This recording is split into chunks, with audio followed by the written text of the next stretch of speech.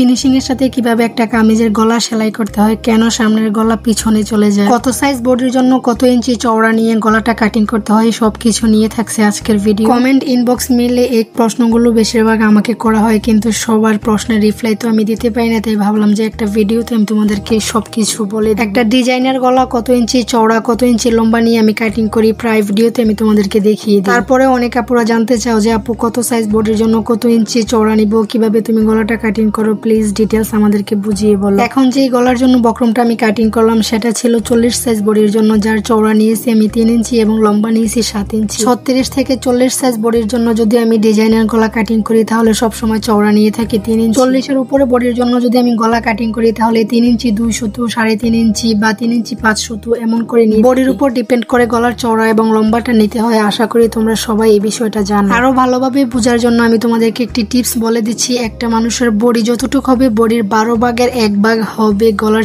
চওড়া বের করার এই টিপসটা আমার একটা কাজিন আমাকে বলে দিয়েছিল, তবে আমি এই জিনিসটা কারো মুখে শুনিনি, আজকে তোমাদেরকে আমি বলে দিলাম এই গোপন সিক্রেটটা। শুধু ডিজাইনার গলার ক্ষেত্রে এই টিপসটা প্রযোজ্য হবে। তোমরা যদি কেউ সামনে পিছনে গোল গলা দিয়ে কামিজ সেলাই করতে চাও তাহলে গলার চওড়াটা আরো কম নিতে হবে। কামিজের সাথে গলার পট্টি অ্যাটাচ করার পর সবসময় আমি আয়রন করে নিয়ে এতে করে ফিনিশিংটা ভালো আসে। অনেক আপুরাই বলো যে আপু সামনের গলা পিছনে কেন চলে যায়। আমার জানা মতে মূলত এই সমস্যাটা হয়ে থাকে যদি আর্মরের মেজারমেন্টটা ঠিক না থাকে এবং কামিজের সাথে যদি হাতাটা ঠিক মতো জয়েন না করা হয়। তোমরা যখন হাতাটা জয়েন করবা তখন হাতার মিডল এবং কাঁধের মিডল একুরেট রেখে তারপর হাতার কাপড়টা কামিজের সাথে অ্যাটাচ করবে। হাতার কাপড়টা লুজ রেখে কামিজের কাপড়টা হালকা টেনে তারপর হাতার কাপড়টা সেলাই করে নিবে। অনেকে এমন রয়েছে কামিজের সাথে অ্যাটাচ করে হাতার কাপড়টা কাটিং করতে পারে না, তখন দেখা যায় হাতার কাপড়টা শর্ট পড়ে যায় আর কামিজের সাথে যখন অ্যাটাচ করে তখন টেনে টেনে অ্যাটাচ করে। মূলত কামিজের কাপড়ের সাথে হাতার কাপড়টা টেনে টেনে সেলাই করার কারণে সামনের গলাটা পিছনে চলে যায়। অনেকে এমন রয়েছে বডি থেকে আর্মরটা বেশি কেটে ফেলে, আর্মর যখন লুজ হয়ে যায় তখনও সামনের গলা পিছনে চলে যায়। আসলে অল্প কিছু কাজ শিখে আমরা সবাই কাজ করতে পারি, তবে ফিনিশিং এর সাথে ভালো কাজ কয়জনই বা করতে পারে। তোমাদেরকে আমি একটা কথা বলে রাখি, আমি কোনো প্রফেশনাল টেলর নয়, আমার কাজগুলোর ফিনিশিং কতটা ভালো হয় সেটা আমি বলতে পারি না, তবে আলহামদুলিল্লাহ আমি চেষ্টা করি। চেষ্টার ফলে আমার ফিনিশিংটা ততটাও খারাপ আসে না। তোমাদের সাথে কথা বলতে বলতে এদিকে আমার কামিজ সেলাই করার ডান। আমি পাজামার মোহরিতে একটু ডিজাইন করব, তাই